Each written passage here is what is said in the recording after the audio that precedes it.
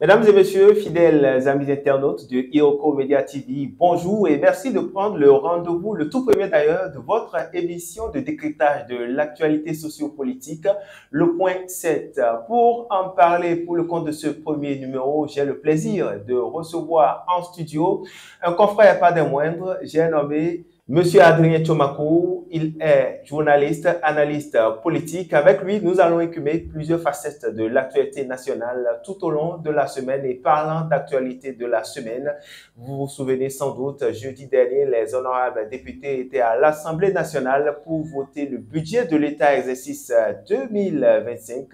Plusieurs considérations sont à observer au cours de ce budget. On en parle dans un instant. Toujours en note de politique, le cadre de concertation de l'opposition continue ses consultations, notamment avec cette semaine-ci, précisément mardi dernier, conduit par le coordonnateur national Eugène Azatassou, où ils ont pu rencontrer M. Jean-Baptiste Elias et le président du FONAC, Jean-Baptiste Elias, qui a reçu le cadre de concertation pour plusieurs sujets évoqués. On en parle également avec notre invité. Et puis, en note de sécurité, nous allons terminer dans les toutes dernières minutes avec cette sanction ou ces mesures disciplinaires prises à l'encontre de certains, on va dire, policiers, certains membres de la hiérarchie policière, notamment avec des sanctions qui sont tombées. Le ministre de la Sécurité publique, justement, Alassane Seydoux a pu rencontrer la hiérarchie pour taper du poing sur la table. De quoi cela retourne concrètement? Est-ce à dire désormais que au sein de la machine sécuritaire, notamment dans le rang des policiers, c'est désormais, en tout cas, les mauvais grains qu'on fait tirer de l'ivraie? On aura le temps de décrypter tout ceci avec notre invité, comme je le disais. Il est déjà en plateau. Bonjour à vous, Adrien Tchomakou, et merci d'avoir accepté l'invitation de Iroko Media TV. Bonjour Aziz Adam Soule, bonjour à toutes et à tous et bienvenue à cette émission, à ce débat de franc-parler. Voilà. Merci déjà à vous, chers amis internautes, d'avoir pris le rendez-vous. Comme je l'annonçais tantôt, le tout premier sujet pour planter le décor, je le disais à l'entame de mes propos, c'est notamment ce vote du budget à l'Assemblée nationale jeudi dernier.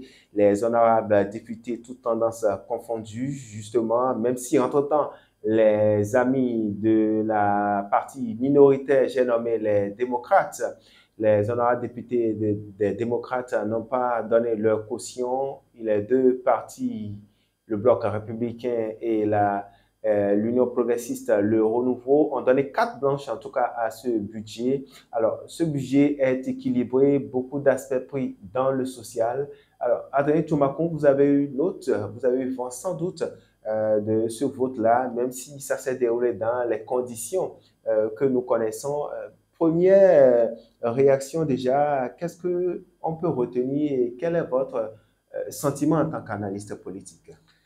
Monsieur Aziz Adam Soule, il faut dire que les députés à l'Assemblée nationale ont voté le budget général de l'État exercice 2025. Il faut avouer que ce sont en réalité les députés de la mouvance présidentielle 81 au total, 81 députés à l'Assemblée nationale qui ont donné carte blanche à la loi de finances exercice 2025 du budget général de l'État. Il s'agit en réalité des députés du bloc républicain, bien sûr, le bloc républicain, les députés de l'Union progressiste de renouveau, ces deux partis majoritaires de l'Assemblée nationale, des partis de la mouvance présidentielle, ils sont au total 81 au total, ces députés qui ont donné carte blanche à cette loi de finances par rapport à notre budget, le budget que nous allons commencer par mettre en exercice, que nous allons commencer par exploiter à partir de janvier 2025. Il faut avouer que les députés de la mouvance présidentielle, oui, ils ont donné quitus, mais malheureusement ou heureusement, les députés de l'opposition, je veux parler des députés du parti les démocrates, oui. Ces députés ont purement et simplement rejeté ce budget qui, bien que ça ait été passé au scanner, analysé et depuis plus d'un mois quand même, néanmoins, et ce projet de loi a été mis à leur disposition, ils ont pris tout le temps pour pouvoir lire, décortiquer, voir les imperfections, voir ce qui est bien dedans. Ils ont fait des suggestions, des analyses, des amendements.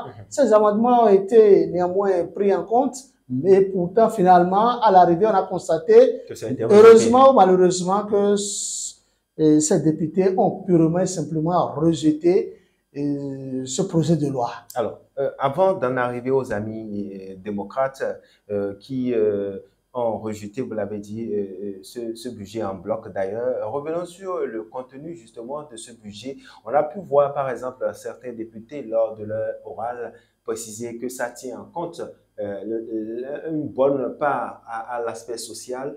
Donné, par exemple, il y a le cas des dialysés, justement, qui sont exonérés, justement, d'un certain nombre de choses, d'ingrédients, comme on le dit en termes plus simples.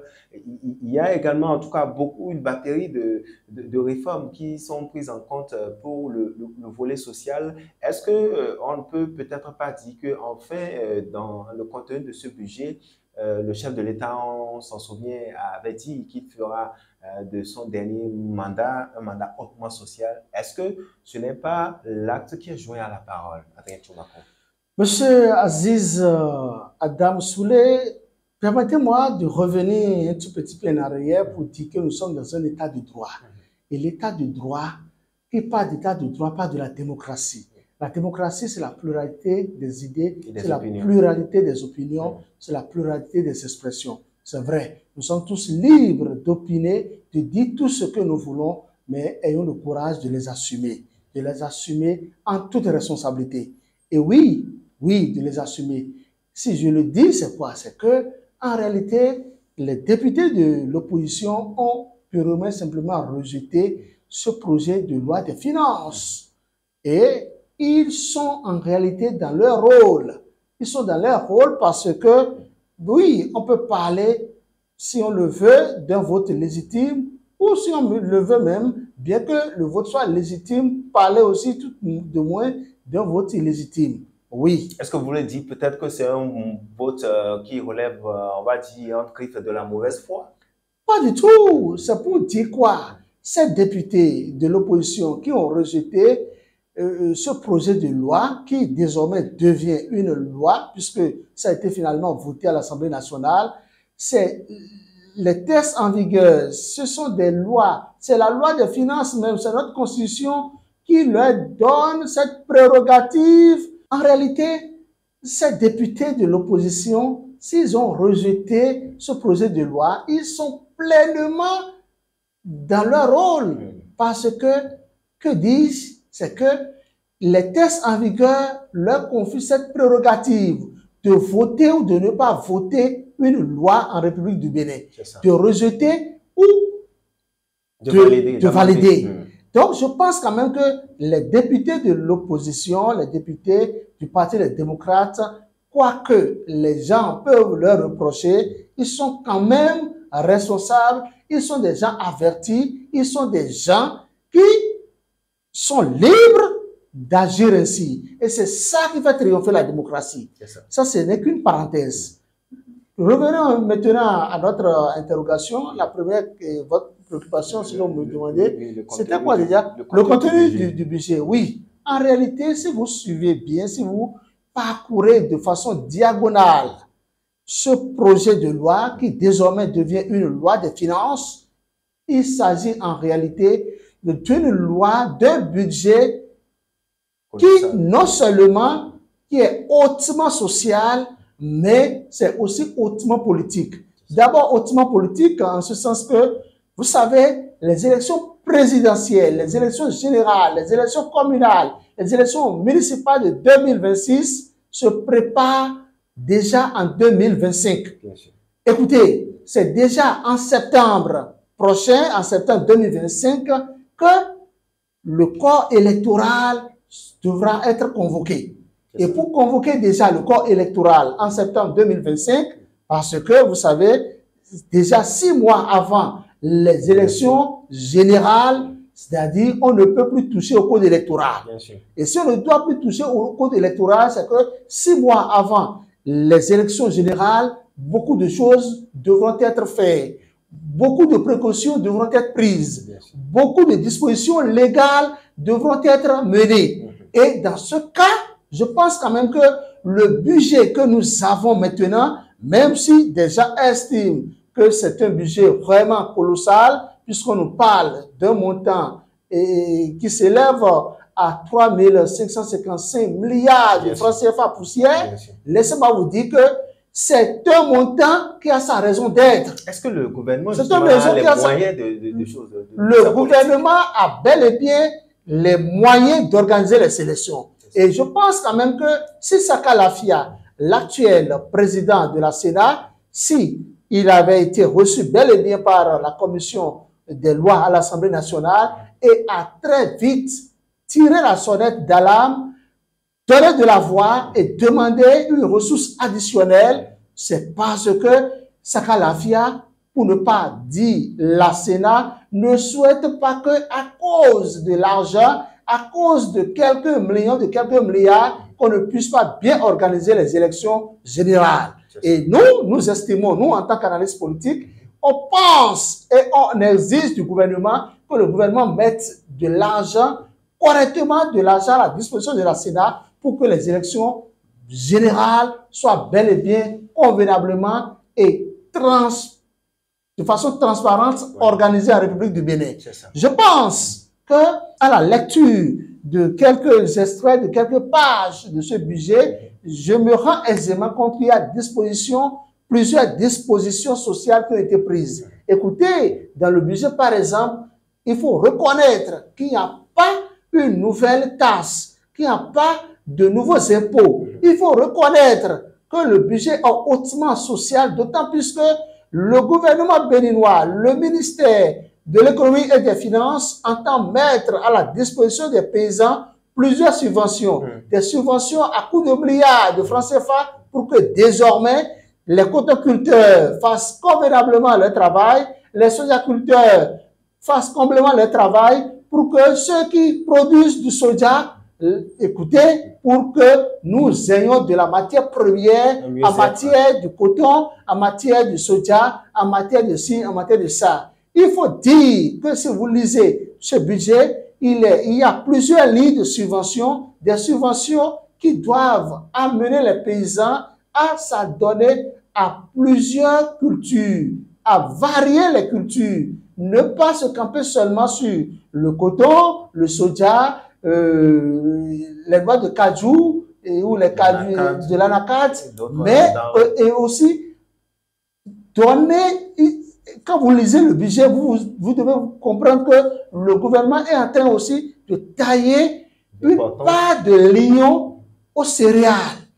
Il faut que les Béninois vivent de leurs produits, de nos matières premières. Il faut que nous ayons le minimum en matière de production agricole. Et là, le gouvernement a mis le paquet.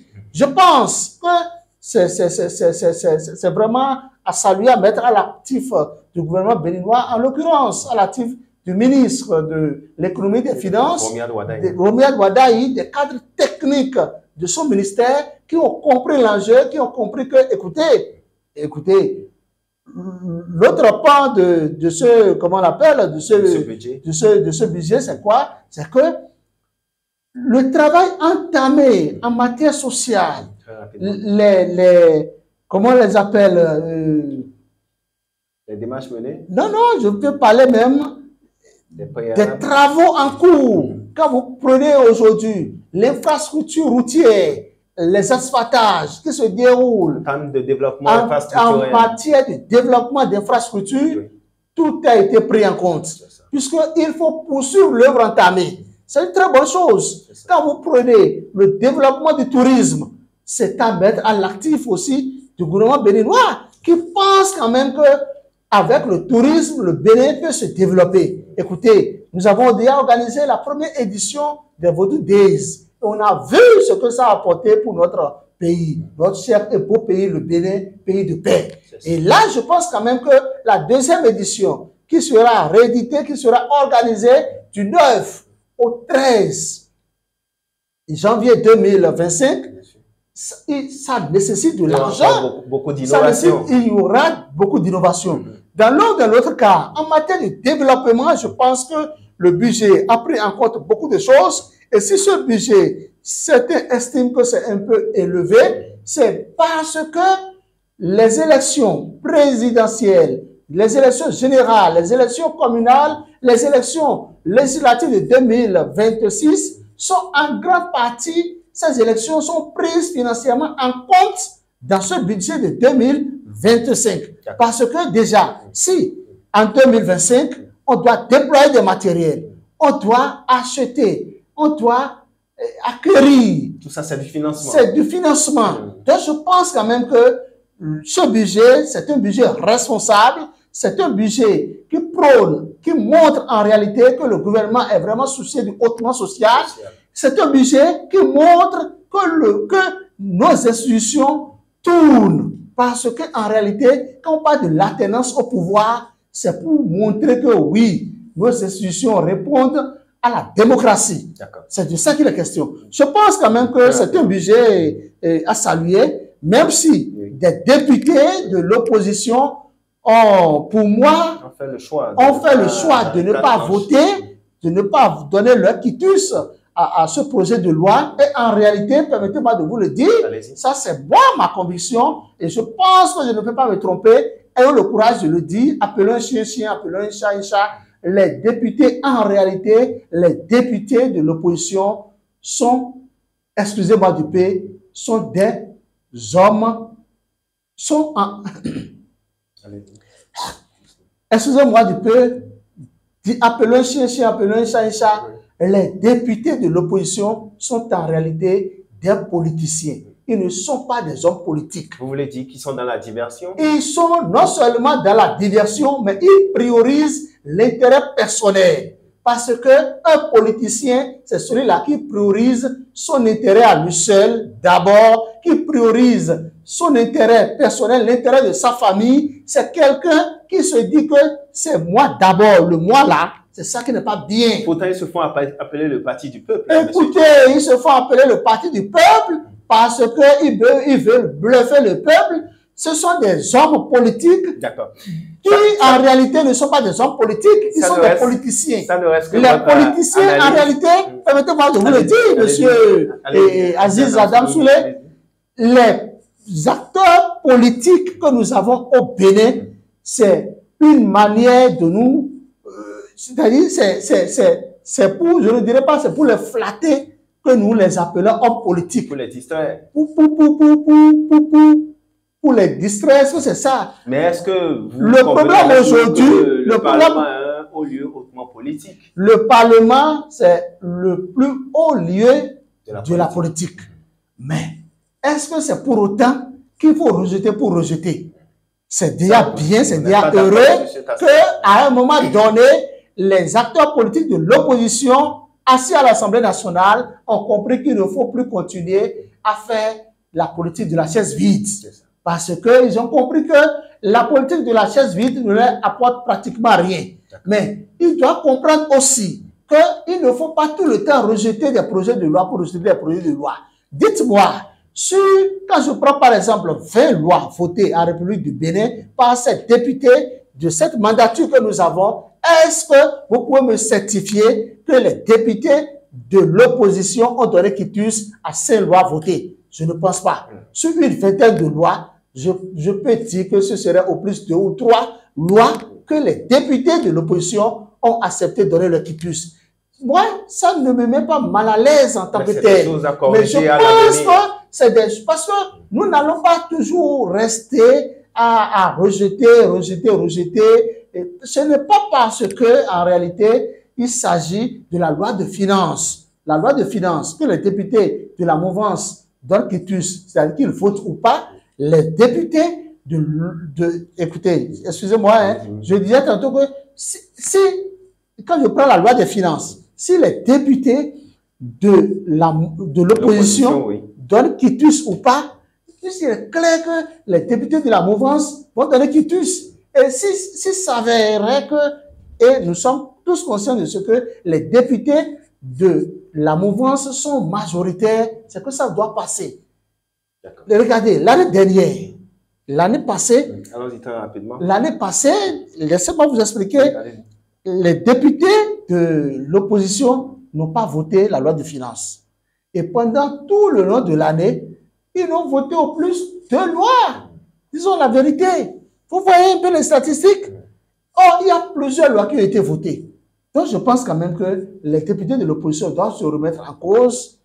Écoutez, ayons le courage de dire la vérité. Et la vérité, elle est toujours amère. Je l'ai souligné tout à l'heure que les députés de l'opposition font de la politique politicienne. Au même moment, il y a certains députés de la mouvance qui font également de la politique politicienne. Appelez chien, appelez chat. C'est la vérité.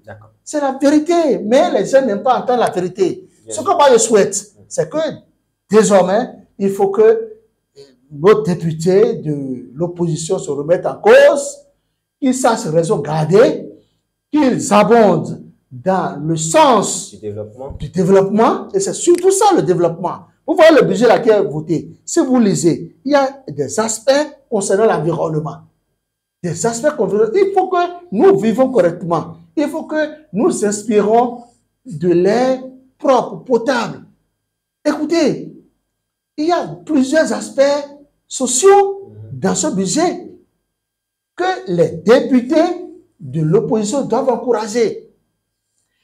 La loi leur donne cette prérogative de rejeter une loi de finances. Oui, c'est une très bonne chose. Mais est-ce qu'en rejetant, est-ce que ces députés de l'opposition continuent d'avoir la confiance de la population? Je ne pense pas. C'est la grosse préoccupation. D'accord. Une préoccupation que nous aurons en tout cas le temps d'analyser pour nos tout prochains numéros sur cette émission, le point 7. Alors, avec vous, Adrien Tchoumakou, nous restons pour aborder à présent un autre sujet.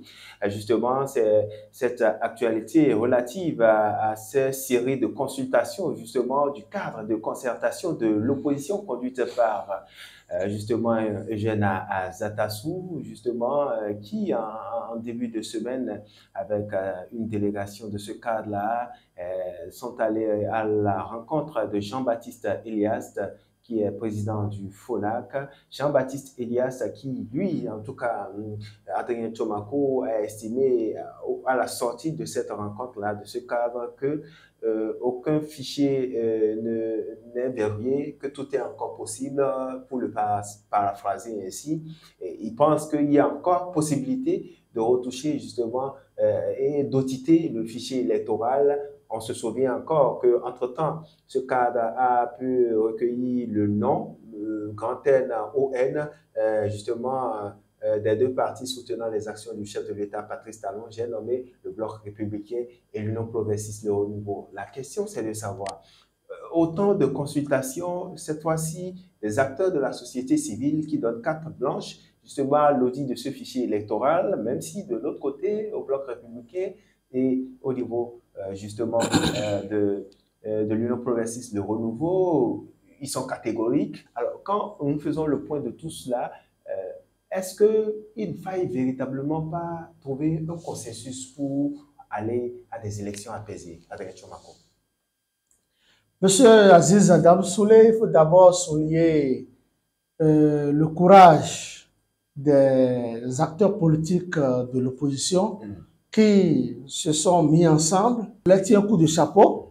Je les félicite parce que pour moi, mettre sur pied un cadre de concertation, ça veut dire beaucoup de choses. Vous savez, au nombre de ces partis politiques de l'opposition qui ont mis désormais sur les fonds baptismaux ce cadre de concertation, il y a les démocrates qui sont représentés à l'Assemblée nationale. Il y a MPL qui n'est pas représenté à l'Assemblée nationale, Force Corée pour un Bénin émergent, qui a été malheureusement, qui n'a pas été invité, qui n'est pas associé à ce cas de concertation. Vous voyez déjà les imperfections. Pourtant, ils disent avoir reçu une note, en tout cas selon les responsables du cadre de concertation, une note à laquelle ils n'ont pas daigné répondre, selon ce qu'a dit un des responsables du GSR. Ça, c'est un responsable du GSR. Membre du cadre de concertation. Appelez à Azatassou, il va vous dire la vérité. Ce n'est pas à moi de vous dire la vérité ici, mais je pense quand même que... Pour vous, la FCB n'a pas été FCB n'a pas été invitée.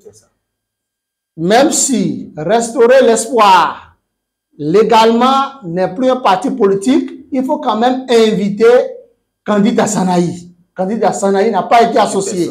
Vous voyez les imperfections? C'est que vous êtes de l'opposition, vous voulez vous mettre ensemble pour être fort. Et déjà, vous faites de la ségrégation. Ça veut dire qu'il y a mal d'homme. Vous vous tuez déjà petit coup. C'est vrai. La seule personne que j'ai suivie, et j'apprécie beaucoup, c'est bel et bien Éric Mourité qui dit que la porte du cadre de concertation est grandement ouverte à tout venant. Et là, je lui tire chapeau. Mais je pense quand même qu'il faut saluer cette volonté, cette bonne foi des acteurs politiques de l'opposition qui entendent se mettre ensemble pour être plus forts. C'est très important. Maintenant, vous savez qu'on parle d'un cadre de concertation, au plan juridique, ça ne répond en rien.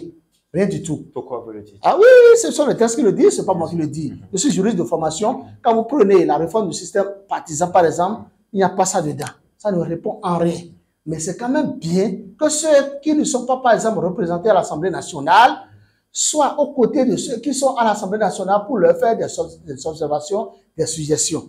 Vous savez, entre-temps, par exemple, je l'ai dit tout à l'heure dans l'une de mes interventions que les députés, les démocrates faisaient la politique de la chaise vide. Aujourd'hui, ils ne le font pas.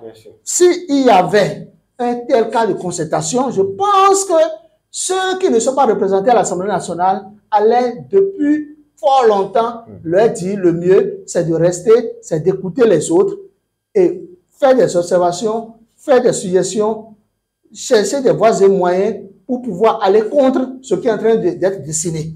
Parce que si vous n'écoutez pas votre adversaire, vous ne pouvez pas avoir des verbes, des mots pour pouvoir mieux l'attaquer. Donc, je pense quand même que c'est une très bonne chose d'avoir un cas de concertation, mais est-ce que le cas de concertation tel que ce cadre a été mis sur les fonds baptismaux, est-ce que c'est la meilleure solution? C'est la grosse préoccupation. Qu'est-ce que vous souhaitez, par exemple? Ce que je souhaite, c'est que tous les acteurs politiques de l'opposition soient d'office associés dès la création. Il y a des gens qui n'ont pas été associés et qui donnent de la voix. Je viens de vous citer par exemple candidat Sanaï, et de vous parler de, comment il s'appelle, des FCB de Roubaix. Les deux là ne sont pas invités. Vous voyez un peu ce que je dis. Donc il y a mal d'ordre. On ne peut pas prétester de ce que les FCB peuvent constituer de top ou de je ne sais quoi pour ne pas les associer. Est-ce que les FCB sont bel et bien de l'opposition? Oui. S'ils sont de l'opposition, il faut les associer. C'est de sacrées questions. Parce que ce que vous ne comprenez pas, c'est quoi? Prenez deux moustiques et mettez les deux moustiques dans une... vous mettez une moustiquaire, vous dormez dans une moustiquaire non imprégnée. C'est un exercice de mise en évidence. Vous mettez deux moustiques dans deux moustiquaires non imprégnés, vous dormez dedans. Pendant 24 heures, est-ce que vous pouvez dormir? Vous ne pouvez pas dormir. C'est-à-dire, déjà, deux personnes peuvent faire trembler la République. Qu'est-ce que vous voulez dire par là, Adrien Chomako? Ce que je veux vous dire, c'est que, premièrement, il faut associer toutes les forces politiques de l'opposition pour que les partis politiques de l'opposition soient uniques. Écoutez, pourquoi moi je félicite l'initiative? Je félicite l'initiative parce que de là, par exemple, puisque nous sommes dans une politique aujourd'hui de réforme du système partisan. Et quand on parle de réforme du système partisan, il n'y a pas une alliance en réalité. Mais vous, à travers ce cas de concertation, les parties membres, les parties prenantes de ce cas de concertation, ces partis peuvent à un moment donné se dissoudre et former un parti unique pour être plus représentatif et aller contre le pouvoir en place, pour ne pas dire pour la conquête du pouvoir. C'est de ça qu'il est question. Votre question maintenant, je souhaite que vous reveniez là-dessus. Revenons justement à la préoccupation, celle de cette rencontre-là, justement dans la série. Jean-Baptiste, je me rappelle. Oui, vous savez, cette affaire de rencontre qu'ils ont commencé. Avec cette fois-ci les membres de la société civile. Les membres de la société civile. D'abord, ils ont entamé une série de rencontres avec les partis politiques de la mouvance. Oui. J'ai suivi un peu. C'est en cela, moi, j'ai quelques inquiétudes. Lesquelles? Allez-y. Ma première inquiétude, c'est quoi? Il est dit que les partis, tout parti politique peut souhaiter qu'on puisse auditer le fichier électoral. Le fichier électoral, c'est un document public. Un document public auquel tout le monde doit avoir accès. Pour vous, il n'en est pas question que ça soit un fétiche on ne peut pas faire du fétichisme autour du fichier électoral. Et dans le cadre, dans le contexte actuel, je salue le courage de ce cas de concertation qui souhaite vivement que ce fichier électoral soit audité. Oui. Premièrement, c'est bien que le gouvernement béninois, à travers le ministre de la Justice, si je ne me trompe pas, que le gouvernement, à travers le ministre de la Justice, ait ordonné ou ait voulu que le fichier électoral soit audité. Si tel est le cas, on se rappelle que c'était un quitus du chef de l'État. Tout à fait, quand les amis démocrates dirigés par Boni Yahi ont été reçus à la présidence de la République. C'était l'une des suggestions faites par l'ancien chef de l'État au président actuel, et le président actuel a donné quitus. Donc je pense quand même que c'est une décision salutaire du gouvernement de vouloir donner avis favorable. Mais si dans le contexte actuel, le gouvernement même est favorable et que les partis politiques de l'opposition entament une tournée par rapport à ça, je pense que les partis politiques de la mouvance ne doivent pas désister. Pour vous, est-ce qu'il y a... Si les partis politiques de l'opposition désistent et qu'ils ne sont pas pour, ça veut dire qu'il y a anguille sous roche. Il y a anguille sous roche et on doit voir clair dans ce dossier. Mais du moment où la mouvance, elle a aussi le libre choix de valider cet audit ou non. L'audit doit être fait tant bien, c'est-à-dire l'onction de l'audit doit être accordée tant bien par la mouvance que l'opposition. Si le gouvernement est prêt à faire l'audit, puisque le gouvernement dit qu'il a les moyens, si vous voulez, venez, on va faire l'audit. Allez chercher même des experts en la matière. Le gouvernement est prêt. Mais pourquoi les gens, les partis politiques de la mouvance iront contre la volonté du gouvernement? Pourquoi ne vont-ils accepter que nous ayons tous la certitude que nous avons un fichier électoral transparent? C'est là la grosse interrogation.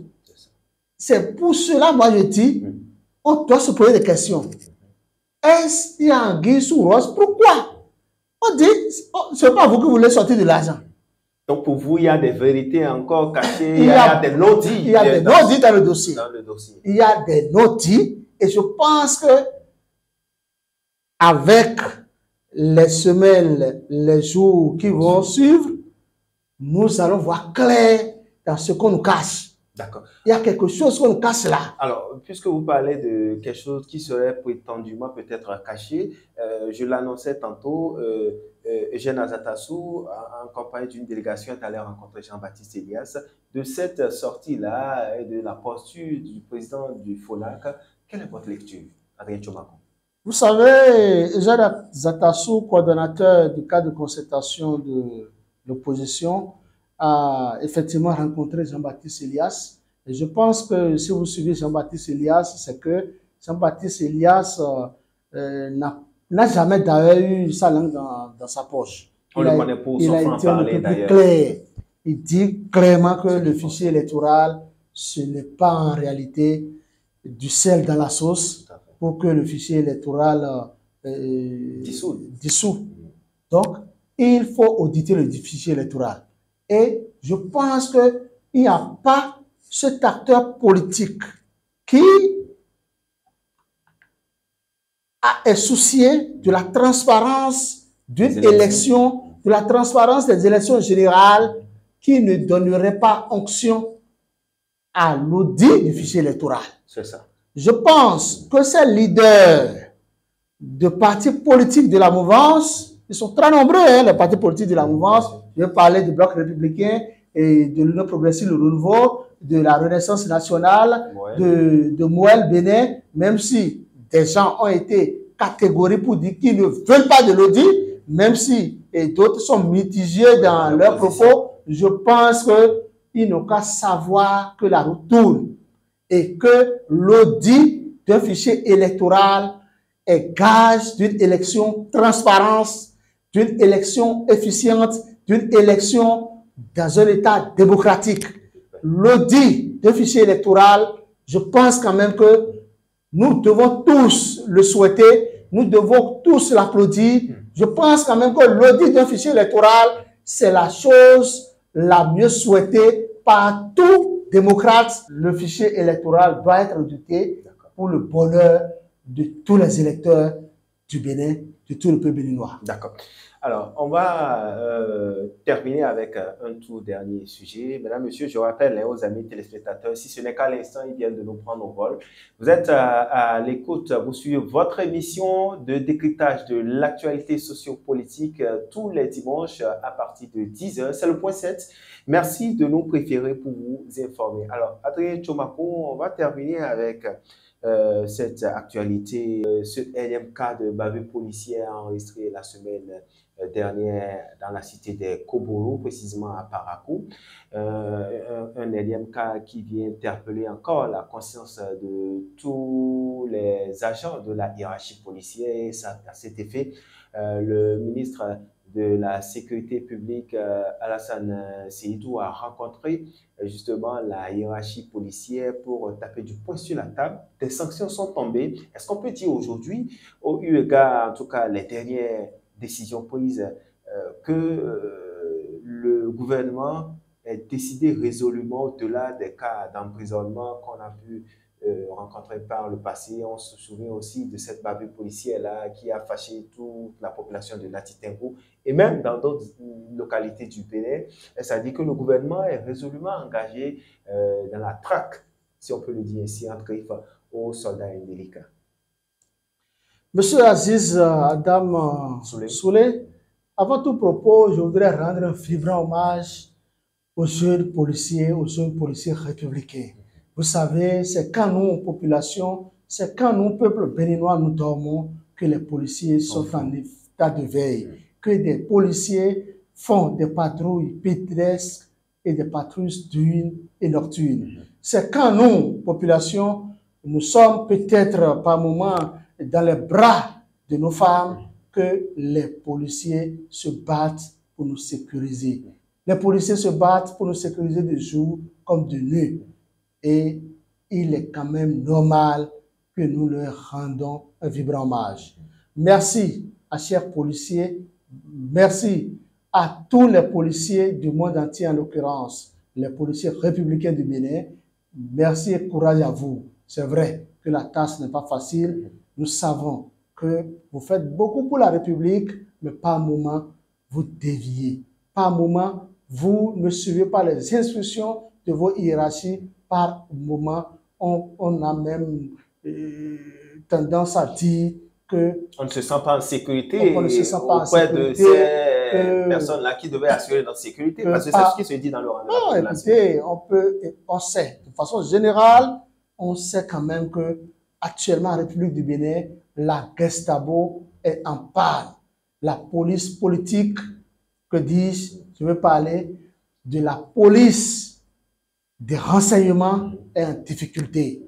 Mais en réalité, je sais que vous êtes là pour nous sauver. Mais est-ce que nous, population, à un moment donné, nous aurons peur de vous? Je ne pense pas. Et c'est ce qui se passe aujourd'hui où les gens, à des endroits donnés, circulent la peur au ventre. Est-ce que ça devrait être le cas? Ça ne doit pas être le cas. Un policier, c'est l'inquiétude quand on rencontre un homme entraîné en circulation, par exemple, ou même un Vous savez, ce qui s'est passé à... Parce que cet énième cas, ce qui s'est passé à Parakou, ça a continué de donner matière à réflexion. C'est vrai que le directeur général de la police républicaine le retraité, le gestionnaire de la police, qui, monsieur parlait du général Yaya, Soumaïla, a très tôt pris le taureau par les cornes. Et il a infligé des sanctions disciplinaires, des sanctions qui non seulement ont été des sanctions directes à l'encontre de ceux qui ont posé l'acte, mais aussi à l'endroit du commissaire en charge de cette unité de police. Et très tôt, sur instruction du ministre de l'Intérieur et de la Sécurité publique, des formations de recyclage, des renseignements complémentaires, des formations ont été enclenchées dans tous les départements du Bénin en faveur des chefs d'unité de police. Parce qu'il faut que les chefs d'unité de police comprennent quelque chose. Lorsque vos éléments, lorsque les jeunes policiers, lorsque les gardiens de paix, les sous-brigadiers, les hommes de rang posent un acte sur le terrain, non seulement ce policier sera sanctionné, mais aussi et surtout, vous aussi qui êtes responsable d'unité, des sanctions vous seront infligées, des sanctions qui peuvent aller même jusqu'à votre radiation. Et vous savez, quand on parle de la radiation ou quand on parle de la privatisation ou de retrait d'un galon pour un policier, pour un homme en uniforme, c'est beaucoup de choses. C'est beaucoup de choses. Je pense quand même que l'heure a sonné pour que les policiers, toutes catégories confondues, se remettent en cause. Il faut qu'ils sachent raison garder, que les gens savent désormais que rien ne sert de fouiller partout. Rien ne sert. Excès de zèle, parce que rien ne sert. On fouille dans le téléphone. Écoutez, c'est même proscrit, c'est interdit. Le téléphone portable, c'est la propriété individuelle de celui qui le détient. Aujourd'hui, ça, il faut le souligner, le chef de l'État béninois, Patrice Talon, son Excellence, président de la République, chef de l'État, chef du gouvernement, a mis assez de moyens à la disposition des forces de l'ordre. Écoutez, il y a des matériels qui ont été acquis et quand on vous dit qu'on fouille dans les téléphones, moi j'en ris. Ce sont les jeunes policiers qui veulent rançonner et appeler un chien, appeler un chat. C'est des jeunes policiers qui cherchent des alibis pour pouvoir rançonner quelqu'un qui peut être cybercriminel ou quelqu'un qui, bon, c'est-à-dire, c'est un peu ça, qui cherche à fouiller dans les portables. Sinon, il y a des matériels acquis à coût de millions, des matériels ultra modernes pour traquer les cybercriminels. Et même si le cybercriminel est n'importe où, surtout le territoire aujourd'hui, avec ce matériel, il est localisé, on le prend, et puis on lui fait la fête, on fait la procédure normale et on le présente à la criette. C'est de ça qu'il est question. Donc, dans l'un ou dans l'autre cas, je pense que le directeur général de la police républicaine, Soumaïla Lala Yaya, a fort à faire. Il a du pain sur la planche. Il y a donc beaucoup de défis encore. Il a encore beaucoup de défis à relever. C'est la sensibilisation. Que les chefs d'unité sachent que tous les jours, avant que les éléments ne quittent leur unité sur le terrain, on doit leur rappeler certaines choses. Vous ne devez pas engager sur le terrain une poursuite contre un kidam, contre un individu, quelle que soit la faute commise. Vous ne devez pas fouiller les portables d'autrui, c'est-à-dire vous ne devez pas. C'est la sensibilisation. C'est la sensibilisation, rien que la sensibilisation. L'éducation, nous allons toujours continuer de nous éduquer. Nous allons continuer d'apprendre beaucoup de choses. C'est de ça qu'il est question. Et au-delà, très rapidement, est-ce que le problème de formation ne se pose pas? Parce que nous savons les conditions dans lesquelles aujourd'hui, récemment, on va dire, il a été procédé à des cas de recrutement. Mais est-ce que dans le critère de sélection, est-ce que parfois la moralité également de ceux-là qui sont appelés à servir la République n'est pas mise en doute? C'est la grosse préoccupation. Le problème de formation, on ne cessera jamais d'en parler. La hiérarchie policière doit définir un plan de travail adéquat, un plan de travail qui doit rimer avec ce qui se passe sur le terrain. C'est la formation et rien que la formation. Quand on parle de la formation, ce n'est pas qu'on va ramasser tous les policiers pour aller les former. Non, tout est une question d'organisation. C'est la raison d'ailleurs pour laquelle je demande à ce que désormais, par exemple, en 2025, il faut que le PTA, le plan de travail annuel, de la Direction générale de la police nationale prenne en compte correctement des formations adéquates, des formations dignes du nom, des formations qui reflètent aux préoccupations de l'heure. Ce n'est pas quand des situations vont se poser qu'on va commencer par courir, faire le tour des unités de police, aller dans les commissariats centraux pour dire qu'on est en train de sensibiliser, on est en train de... C'est du folklore. Écoutez, ce qui m'a même irrité, c'est l'une des déclarations du ministre de l'Intérieur et de la Sécurité publique. Le ministre de l'Intérieur, à un moment donné, voulait jeter le tort sur des professionnels des médias, des journalistes. En l'occurrence, des journalistes des réseaux sociaux. Écoutez, un journaliste a l'obligation d'informer. Ça, c'est la première mission du journaliste. Le journaliste doit informer. Écoutez, il y a plusieurs manières d'informer. Et je l'ai dit, je ne cesserai toujours de le dire. Quand les gens font une déclaration, il faut qu'ils aient le courage d'assumer. Donc, le ministre de l'Intérieur doit savoir que le rôle du journaliste, c'est un rôle d'informateur d'abord. La vraie information. La vraie information, l'information vraie. Donc, on n'a pas accusé les journalistes dans ce qui se passe ou dit que les photos se sont retrouvées sur des groupes WhatsApp et qu'on sort. Non! Si les photos ne se retrouvent pas sur les groupes WhatsApp, l'information ne sera pas portée à la connaissance de tout le monde. Donc, c'est vrai, aujourd'hui, nous avons ce qu'on appelle des journalistes citoyens. Mais tout ça, c'est à corriger. Je comprends la préoccupation du ministre. Mais ce que je demande au ministre Alassane Seydou, c'est de sensibiliser aux grands mots ces éléments. De beaucoup parler au directeur général de la police républicaine pour que la formation soit une priorité. C'est de ça qu'il est question.